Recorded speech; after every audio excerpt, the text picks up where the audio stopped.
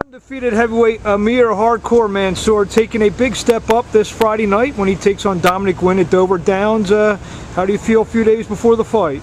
Good, man. I'm excited, excited to get this on and step up, my competition and step to the next level in this game. Dominick Guinn, if, a few years ago he was known to be the next big heavyweight in America and kind of fizzled out a little bit, but nothing else. He's been very durable, and the one thing about you, you've been getting guys out there. It's kind of like the irresistible force or the resistible punch against the immovable object kind of thing. Is that the way you look at it, him being like a durable guy? Dominick Guinn is very durable. I'm anticipating Dominick to go the distance, but at the same time I know that Dominick never fought nobody with my power. He's never fought nobody with the accuracy of punching ability that I have. So if he's not on his A game, he's going to go down like the rest of them. Win over Dominick Guinn, you're fighting for this NABO title, gets you into the rankings of the WBO. You feel this is almost like a validation type of fight that, yeah, I did knock out a few guys early, and you know how it is with fighters. He had, a lot of the punks, he hasn't fought one yet. You think this fight validates you as a legitimate contender? I really don't know. I mean, Dominick Guinn, every time he fought somebody that was good, if you look at his record, he kind of lost. He lost to, it seemed like whenever he stepped up in competition, he didn't win.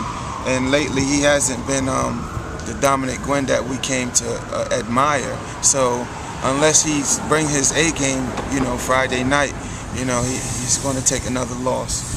And like we said, he's a durable guy, a lot more durable guy than the guys that you've been fighting. Yeah. I mean, do you do anything differently in training, preparing for a fight that, excuse me, on paper could go 7, 8, 10, 12 rounds? Well, like I said, you know me as well as anybody does, Mark, and you've been with me basically since the very first day I came home from prison, and I train, I sweat religiously. I sweat just watching you train. I train religiously. So, if the fight goes 10 rounds, it's going to go 10 rounds. On one hand, I'm excited if the people get to see me showcase my skills for 10 whole rounds, and on the other hand, if it doesn't go 10 rounds, then so be it. It's just another knockout for me. What's it mean to you? I've now been in 3 or 4 year fights down in Delaware. What's it mean to you that, like you said, you were away for a little bit, that a lot of these people stuck by you, and or even new fans of Amir Mansour? I mean, it's almost like a big party for you every time you fight down there. Yeah, it's definitely a blessing, to have so many fans down there in Dover Downs, and really in the South Jersey area, Philadelphia, Delaware. They really believe in that, this hardcore Mansour movement. So we having a lot of fun, and this lady back here messing with me, trying to get me to laugh. But we having a lot of fun with it, and the fans, they're great. And that's really why we're giving them the type of competition that we have been giving them with me. I'm not bringing in no truck drivers. I'm not bringing in no trash truck, men. I'm bringing in guys who train. I'm bringing in guys who fight. Guys with double the amount of wins that I've had, double the amount of knockouts that I have, and just giving the fans what they like. And that's why I believe we got the movement that we have. A few months ago, a guy named Derek Chisora, who actually just lost over in England, had a date with Vladimir Klitschko. His record was 14-0. You're about that mark right now, and with the Klitschko's literally cleaning out all the names that we've come to know and love, Chambers, Thompson, those type of guys, David Hay. They basically have cleaned out the division, and now these names are starting to get recycled back up to the top of the top 10 and whatnot. You, especially with the win on Friday, become a new hot name in the division. Do you see yourself maybe being only a few fights away from fighting for a heavyweight championship? I would hope so. I mean, that's the idea of taking such a hard fight, so early. And like you just mentioned too, this guy, he just fought a guy 14-0. I was supposed to fight the guy 14-0. Or he signed the contract. Yeah. You know what I'm saying? And they set it up. So if he could fight a guy 14-0, he definitely could fight Amir Mansour. He shouldn't have no, doubt about fighting me. So, God willing, man, after this fight right here, and we'll go to the drawing board, whatever happens, we'll go to the drawing board, and I would love to fight one of the Klitschkos, like right now. I would love to. I believe that They're overestimated. Don't get me wrong. These guys have been doing their job. They've been winning. And at the end of the day, that's what you want to do. You want to win.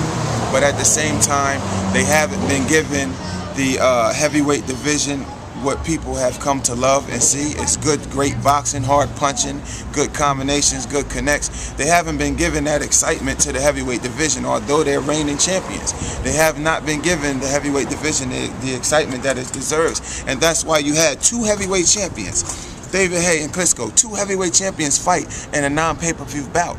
And thumbs down by everybody who witnessed the fight. Last question, or second last question.